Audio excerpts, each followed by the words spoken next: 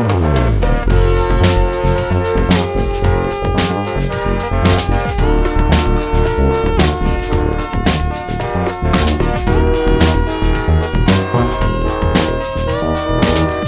we're going to talk about the filter present on the Korg ARP 2600M. We're going to talk about the first filter, Type 1. Type 1 is the filter design used on the first set of ARP 2600s, which, as it happens, was based on or incredibly similar to the Moog ladder filter. So this is the filter design that most of the ARP 2600s have. And so that is what we're going to explore right now. I have a single sawtooth going into the filter, as is my custom to demonstrate filters. So that's what we're going to be hearing. Let us listen to the initial filter frequency, or as we might more commonly know it now as the filter cutoff.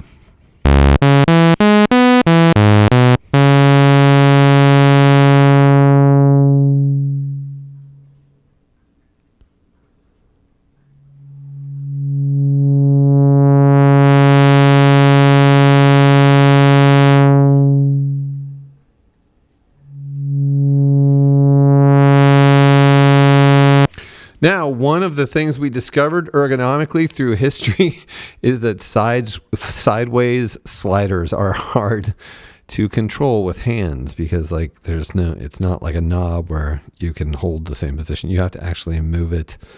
It gets weird. So if you hear any weird jerky variance in there, it was undoubtedly my hand. But that is basically what it sounds like. Let's listen to it lower.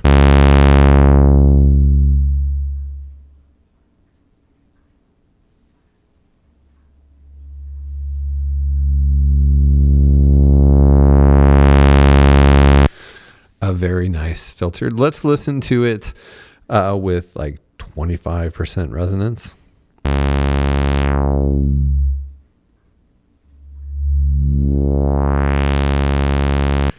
About 50% resonance.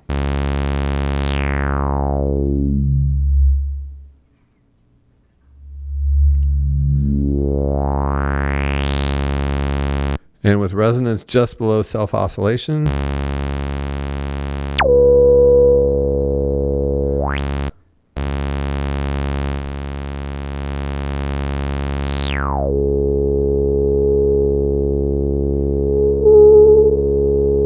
Okay, there we go.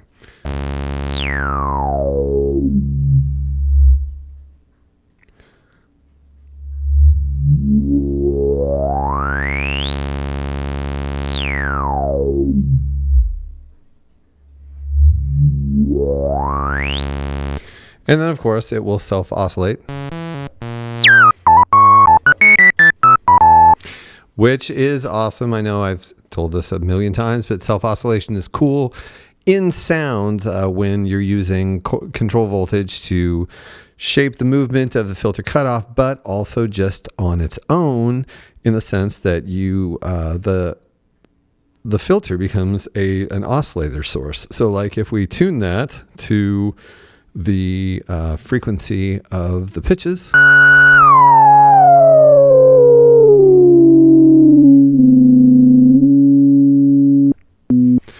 you now can play this filter self-oscillation as a note. And I will point out that we do have fine tune here. You actually can tune the filter if you're having trouble finding the exact frequency. But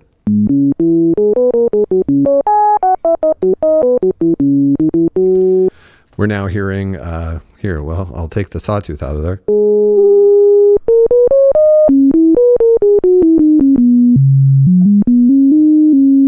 Now I'm just playing the filter as if it's an oscillator, but let's bring the sawtooth back in.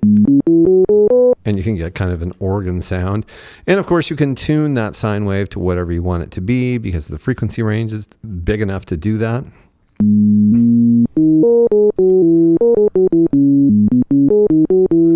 This is all happening. You're probably wondering oh, well, how does the filter know, what frequency you're playing with the keys? And it's because you may not be saying that. You're like, Mark, everybody knows this, but I'm going to say it anyway. The voltages coming from the keyboard are, actually it's data, but it's made into voltages. The voltages coming from the keyboard are basically controlling the filter cutoff point at this point, and the changes in voltage of the keyboard match changes of the filter cutoff point, which result in the resonance playing the frequencies that the keyboard is playing. Now, that is really important to know because by default, the ARP 2600's filter is wired to be controlled by what we call the keyboard effect, which is the filter cutoff point matches voltages from the keyboard as a matter of course. Now, if you don't want that, usually a lot of keyboards can have some sort of control that'll allow you to control the amount of that or whether it's present or not. The ARP 2600 does not. Its default setup is the keyboard effect. So if you don't want that to happen, you can take a patch cable and plug it into the keyboard CV input. And now the filter frequency cutoff point does not follow the keyboard. And there's no better demonstration of that than the fact that now our little using the filter as an oscillator trick is not working. I mean, it's still oscillating, but playing the same note. So yeah, anytime you don't want the keyboard effect, you can just plug a dummy plug or an unpatched cable into the keyboard CV, and you will lose the keyboard effect, which makes like the low end darker and the high end brighter. All right.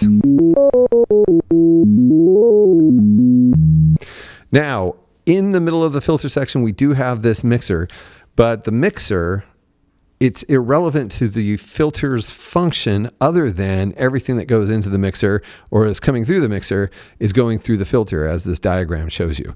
So that's why it's in this filter section. It's saying, look, everything going in right here is going to go through the filter. So the mixer is pre-filter. Everything that goes into the mixer or that is hardwired to the mixer is going through the filter. But like we were looking at the keyboard input, this is like we were talking about keyboard CV over in the oscillators. This input does not have an associated fader. So whatever you plug in right there, you are getting full force of the modulation controlling the filter. Of course, like I said, in the other instances, you can use the voltage processors to control the amount, or even the mixer over here in this section. If you plug in the input and output, you can use it to control the amount and then plug it into here so you can create a slider that isn't currently there. The next input that is hardwired is, of course, the ADSR.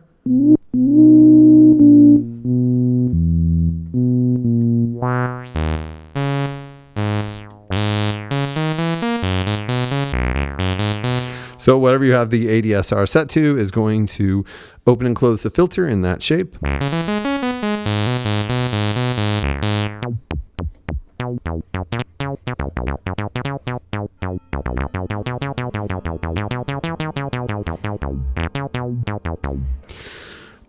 And then, of course, you have this really cool hardwiring that is VCO2 is set to directly modulate the filter through hardwiring. Of course, like I've said, you can plug anything in there, but if you just push up the slider without anything plugged in, it is oscillator 2 modulating the filter cutoff point of the filter.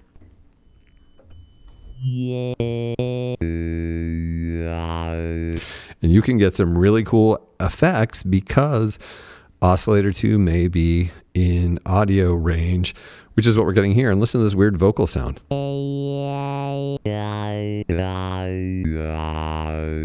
And we're just getting that because of the frequency of the sine wave that is directed into VCO2 from oscillator 2, or directed into the filter from VCO2.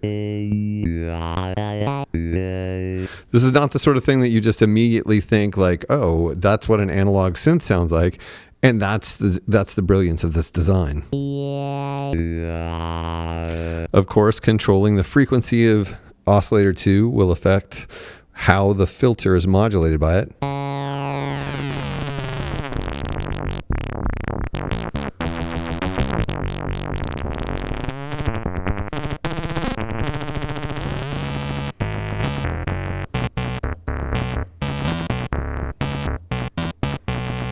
And whatever affects the frequency of oscillator 2 will affect how oscillator 2 modulates the filter.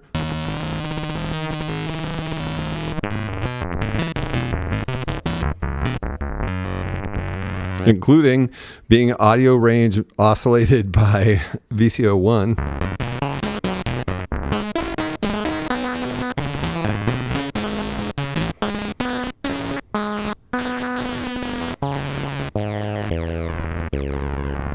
So if those settings were already set to oscillator 2, you'd just be having this nice normal filter sound.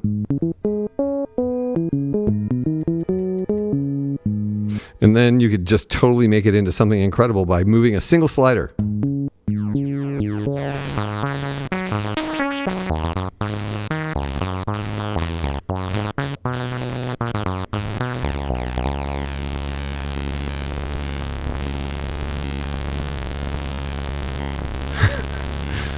Which is one of the reasons why the ARP 2600 filter design is so cool. Now, it may be that it is basically a Moog ladder filter, but yeah, ARP took this filter design and did some new and interesting things with it. Of course, you have a filter output should you like to direct the filter somewhere other than where it is hardwired to directly go into the VCA. And that might be a thing that you want to do. And that is largely the Type 1 filter on the Korg ARP 2600M.